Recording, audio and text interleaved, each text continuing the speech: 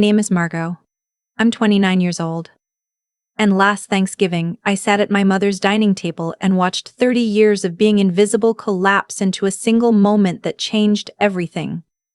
For most of my life, I was the daughter my family mentioned as an afterthought, the one they remember to invite to things about 10 minutes before they happened. My older brother had a name in our house that carried weight. Mine was just a sound people made when they needed something passed across the table. If you want to know how the daughter who got a used gift card for her high school graduation ended up making her family fall completely silent over turkey and stuffing, stay with me. Because the story isn't really about the money, it's about what comes before it, and what you find out about people the moment they realize they were wrong about you. I was 7 years old the first time I understood there were two sets of rules in our house. One for my brother, and one for me. His name was Derek, 4 years older, and he moved through our childhood like someone had placed a spotlight above his head and just never turned it off. That particular day, he'd broken my mom's favorite ceramic bowl.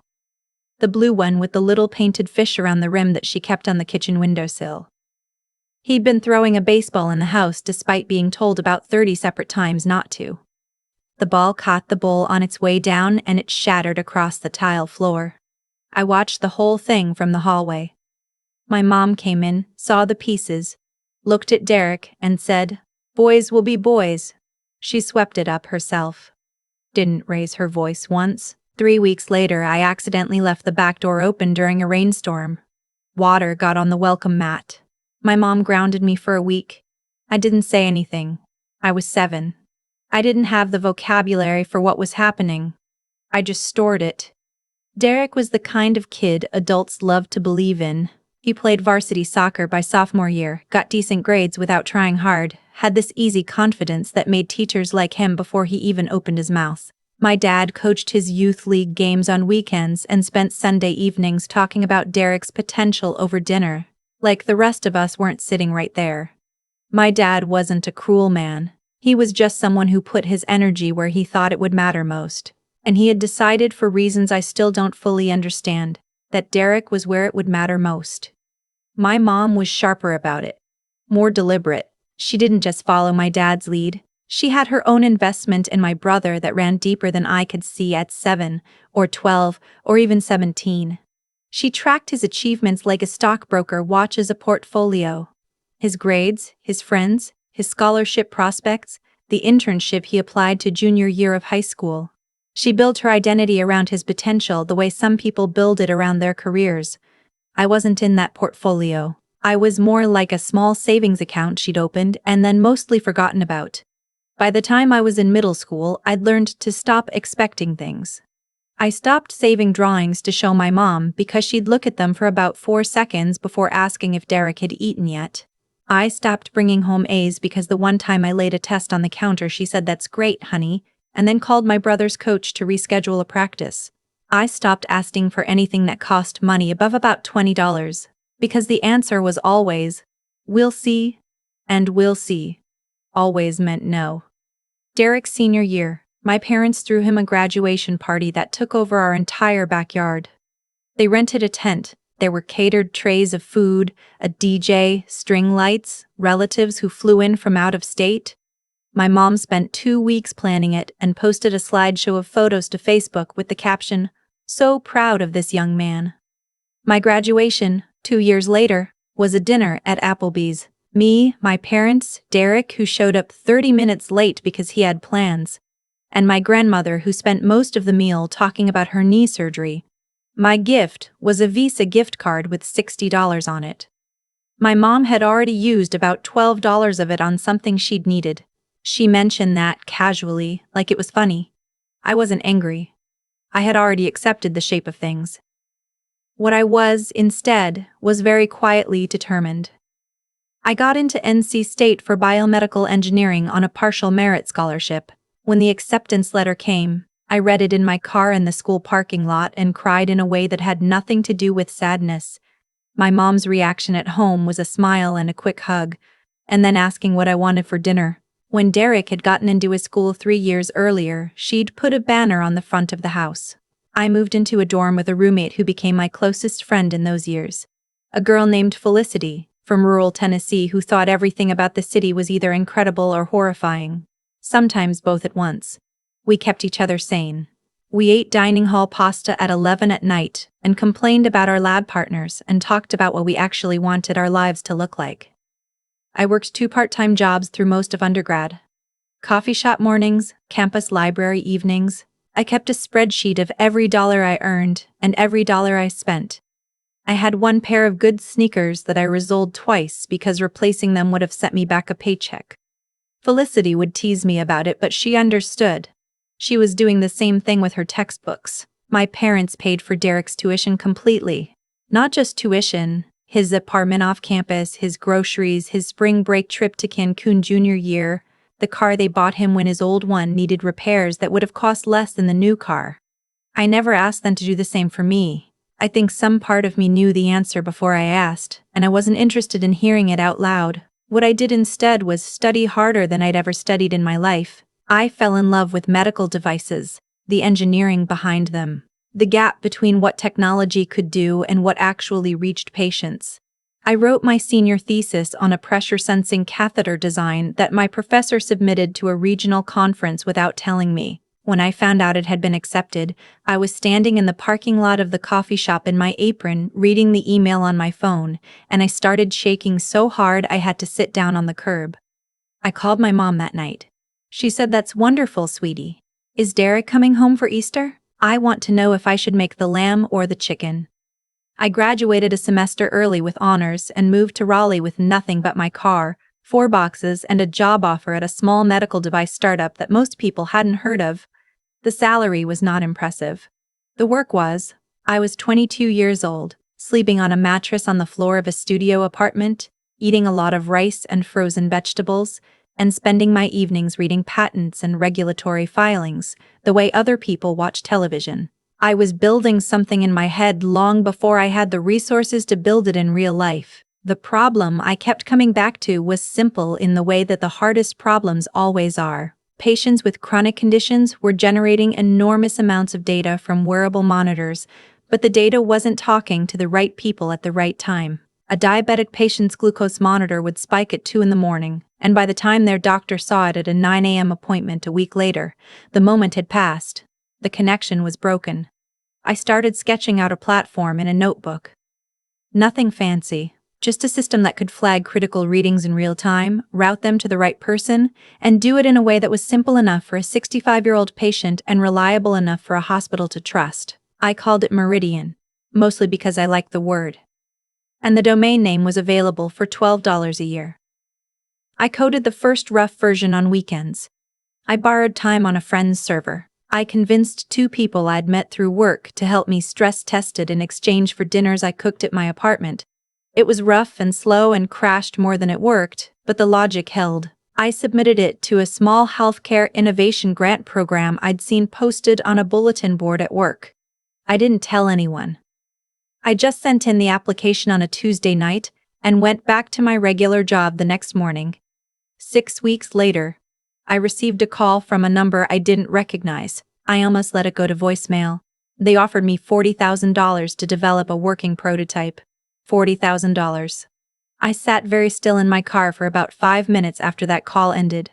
It wasn't enough to quit my job, but it was enough to take Meridian seriously. Over the next year, I worked in a way that I'm not sure I could fully explain to anyone who hasn't done it. Days at the startup, nights on Meridian, weekends on Meridian. I lost track of normal things. What shows everyone was watching, what was happening in the news beyond headlines, what sleep felt like when it wasn't interrupted by an idea I had to write down immediately. Felicity would call and ask if I was alive, and I would send back photos of whatever I was working on as proof. I brought on a co-founder, a software engineer named James, who I'd met at a local tech meetup. He was methodical where I was instinctive, which meant we argued constantly and built something better than either of us would have built alone. We each worked for near nothing for about 18 months. We had an understanding that if it didn't pan out, we'd shake hands, go find real jobs, and never mention it again. It panned out. A regional hospital network in North Carolina agreed to pilot Meridian in 2 of their cardiac care units. We had 12 weeks to prove it worked well enough to expand. I don't think I slept more than 5 hours on any night of those 12 weeks. James and I drove to the hospitals, sat with nurses, fixed things in real time. Drove back. Fixed more things. We ate fast food in the car and had long arguments about future priorities and sent each other encouraging texts at 2 in the morning because there was nobody else who understood what we were trying to do. At the end of the pilot, the network's chief medical officer sent us an email that was 2 sentences long. The system performed beyond expectation. We'd like to discuss expansion. I read that email in the parking garage of the hospital. Then I sat there for a long time, not doing anything. Just watching the cars go by on the level below me. Derek called around that same time to tell me about a business idea he had. Something about a mobile car detailing service that he was sure would be huge. He needed about $15,000 to get the equipment. My mom had already said she'd contribute half, and he was wondering if I had any money I wasn't using. I told him I was a little tied up at the moment.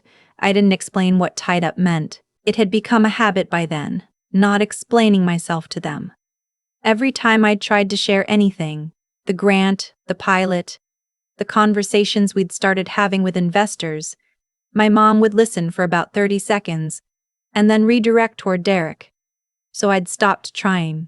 I let them believe I was doing some computer thing for a small company, making enough to cover my rent. James and I raised a seed round from 3 investors who specialized in healthcare technology. $2.5 million, in exchange for a stake that still left us in control. I remember sitting across from the lead investor after the term sheet was signed, and thinking very distinctly that this was more money than my parents had spent on my brother's entire life, and that no one had given it to us. We'd earned it. The next 2 years were the kind of blur that only makes sense in retrospect. We hired engineers, hired a regulatory specialist who had spent a decade at the FDA, hired a salesperson who knew hospital procurement the way other people know their own handwriting. We expanded into 3 more health systems. We built out features for diabetic monitoring, post-surgical recovery, oncology follow-up. We were approved for reimbursement under 2 insurance categories, which sounds bureaucratic and is actually enormous. My apartment was still not impressive. I had a real bed frame by then, but my couch was from a consignment shop and my kitchen table was from a neighbor who was moving. I drove the same car. I wore the same rotation of work clothes. From the outside, I looked like a person who was getting by. On the inside, I was running a company that was approaching $8 million in annual recurring revenue. My mom called occasionally. The calls had a pattern. She'd ask vague questions about work. I'd give vague answers. She'd move to Derek. He'd tried the car detailing thing. It hadn't worked out. He was bartending now, which was fine, but she worried about his long-term trajectory. He'd had a relationship end badly. He was thinking about going back to school. She needed someone to talk to about it, and I was the available option when her friends were busy. I listened. I said the right things. I did not tell her about Meridian. I'm not sure I made that choice consciously at first. It started as self-protection. I'd learned too well that sharing good things with my family just meant watching them get redirected toward Derek's needs, but at some point it became something else. I wanted to know, when everything came out, exactly what they would do. Would my mom finally ask a real question? Would she have any idea that while she'd been worrying about my brother's bartending tips, I'd been building something that would actually matter? Thanksgiving came in my 29th year. My mom had been planning it for weeks. She'd texted the group chat with menu updates, like dispatches from a war effort, who was bringing what time to arrive, whether the folding table would fit in the living room. I almost didn't go. I'd been in back-to-back meetings about a potential acquisition for 3 weeks straight. I was exhausted in a way that felt cellular.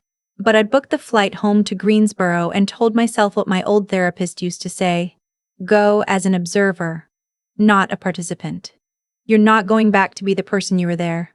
You're going to see it clearly. I booked a hotel room near the airport instead of staying at the house. That felt important. I wasn't borrowing my old life for the holiday. I was visiting it. My mom met me at the door in an apron with flour on it, pulling me into a quick hug that smelled like nutmeg. You look tired, she said, tilting my face up like I was still 10 years old. Are you getting enough sleep? I'm fine, I said. The house smelled like it always did in November. Roasted vegetables, candle wax, the slightly musty warmth of the old heating system kicking on. Same fake garland on the staircase railing. Same photo arrangement on the hallway wall. Derek in his soccer uniform. Derek at prom. Derek in a graduation cap. One photo of me somewhere near the bottom, small, slightly off-center, from a Christmas I didn't remember clearly. My brother came in from the living room. He'd filled out some since I'd last seen him in person.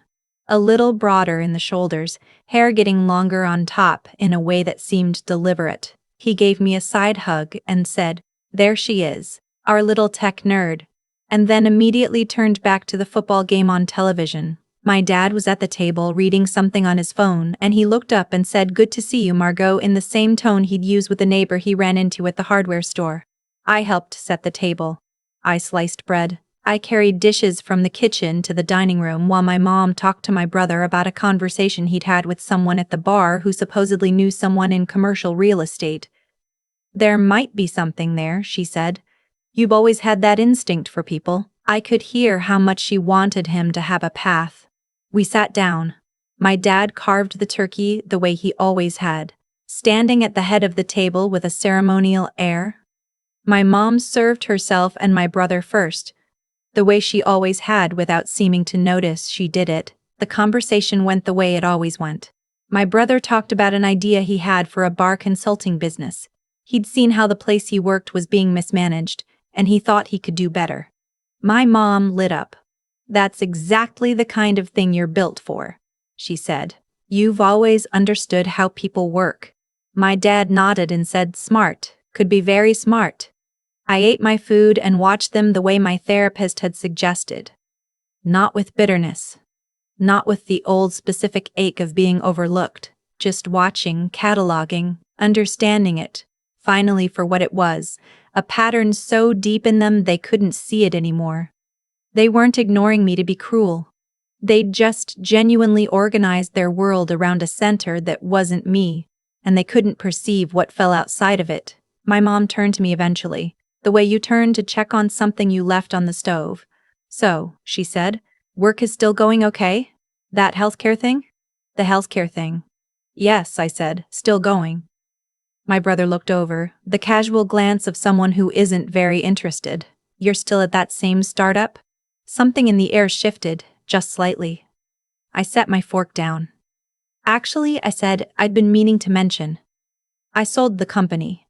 The table went quiet in the particular way that quiet rooms go when something unexpected breaks into them. My mom's face didn't change right away.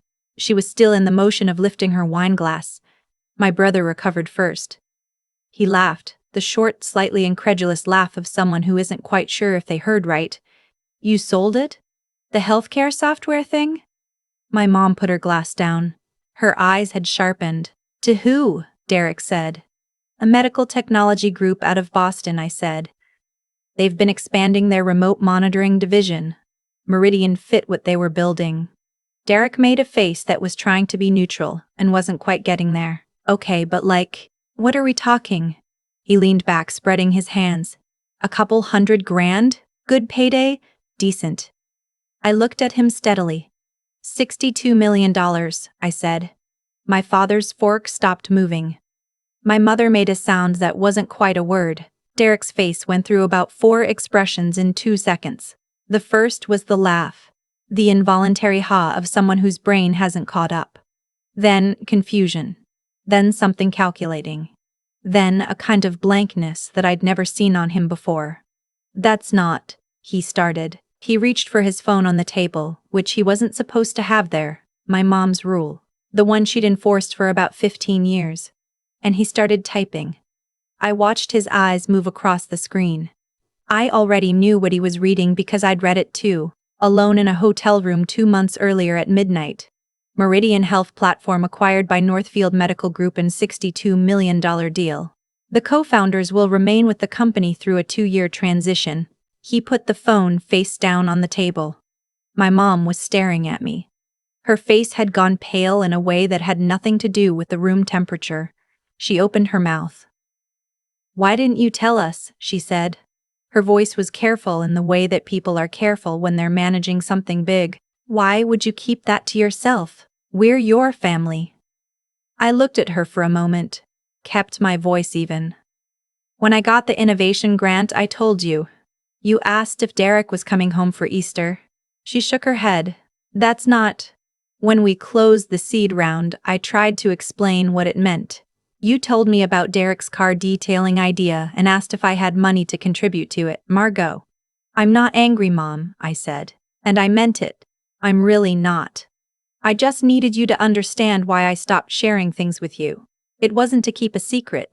It was because every time I tried to let you in, you looked right past it. My dad had been very still and quiet through all of this, which was characteristic. He was someone who registered things internally, processed them slowly. He looked older to me in that moment than he had when I walked in. He said quietly, I didn't know how much you were carrying. I know, I said. Derek had been quiet for too long. That's unusual for him. When he finally spoke, his voice had a tension in it that he was trying to pass off as casual. So what does that mean for you? He said. For us. For the family. I looked at him for a beat. There it was, not even dressed up. It means I can do work I care about without worrying about money, I said.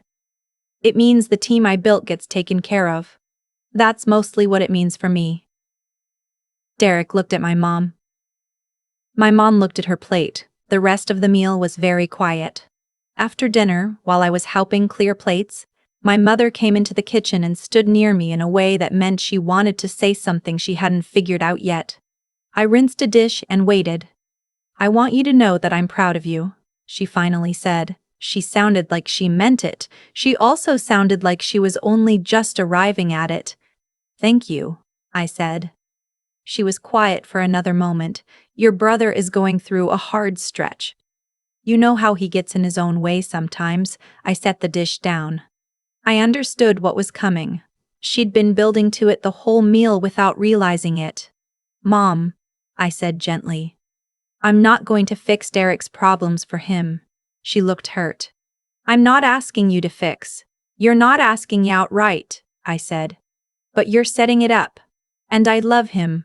He's my brother, but I spent my whole life watching everything funnel toward him, and I built what I built without any of that. And I'm not going to start now. Her eyes went shiny. I hadn't expected that. She wasn't a woman who cried easily. She said, and stopped. I put my hand on her arm for a moment. You did what you thought was right. I know that. But thinking someone will be fine and actually making sure they're fine are different things. And I learned how to be fine on my own, and that's actually okay. It turned out okay. I drove back to the hotel that night with the windows down even though it was cold, the November air coming in fast and sharp. The city lights were reflected in the wet pavement, and I thought about the 7-year-old version of me watching her mother sweep up that bowl without so much as a raised voice for the son who'd broken it. I didn't feel triumphant. I want to be clear about that because I think it's the part people get wrong about moments like that one. I felt something quieter and stranger. Like a story that had been running in the background of my life for 20 years had finally reached its natural ending. Not with a bang, but with plates cleared and leftovers wrapped and everyone going to their cars. The texts from my mom started the next morning. They were warm and tentative, feeling their way forward. She wanted to know if I was free for coffee before my flight. She said she'd been thinking about what I'd said.